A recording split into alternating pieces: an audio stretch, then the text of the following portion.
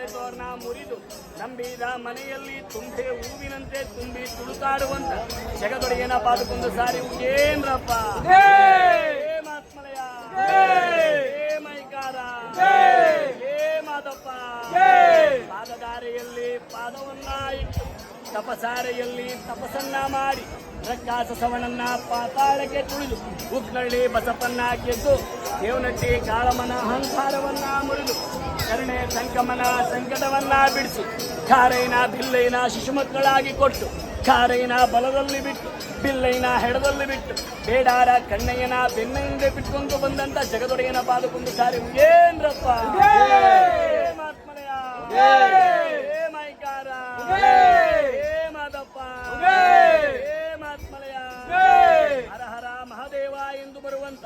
ತನ್ನ ಭಕ್ತರ ಕಷ್ಟ ಕಾರ್ಪಣ್ಯವನ್ನು